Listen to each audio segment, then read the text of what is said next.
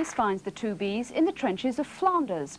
In preparation today, they joined forces with the 3rd Battalion of the Royal Anglian Regiment in Colchester.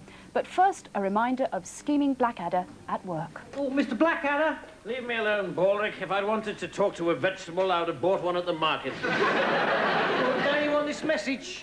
No, thank you. God, I'm wasted here. It's no life for a man of noble blood being servant to a master with the intellect of a jugged walrus and all the social graces of a potty. I'm wasted too.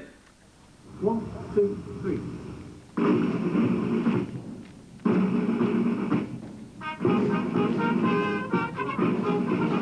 3. Cavalry barracks had seen nothing quite like it before. The 24-piece military band playing the familiar Blackadder theme music, followed by Blackadder himself and 50 members of the 3rd Battalion of the Royal Anglians dressed for action in the First World War.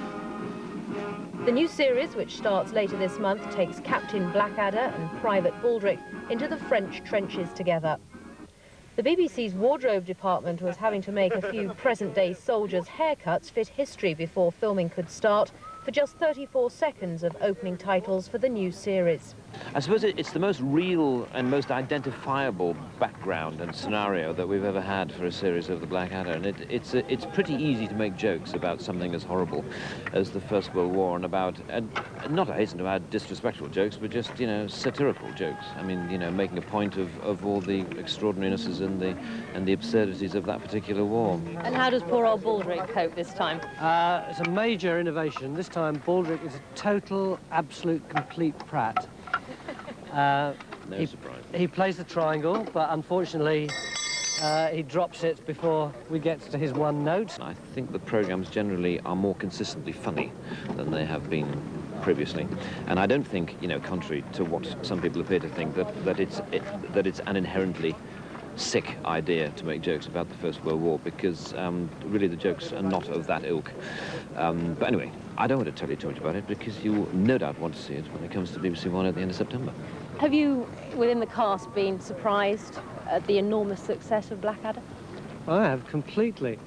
Just while we've been in Colchester today, the bandsman said to me, here, one of our bandsmen is called Baldrick, and there was this little bloke, and he did a better impersonation of me than I can do. And then 5 minutes later, somebody came up to me and showed me their dog and said, oh, this dog's called Baldrick. This is very weird for me to... It's sad, Tony. It's very sad. pathetic. And sadly, this is probably going to be the last series of Blackadder and Baldrick together. Yes, Rowan's retiring. No, I'm not, Tony. The writers are retiring, unfortunately, so we're going to be out of work for a few years.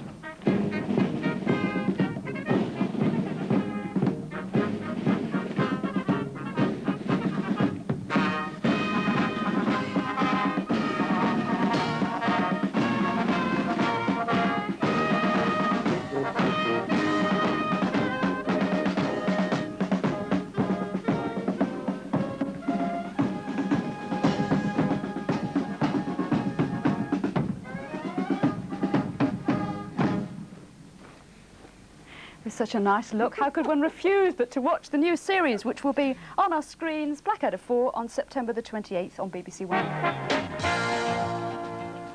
Good evening, and tonight in Nationwide we're looking at a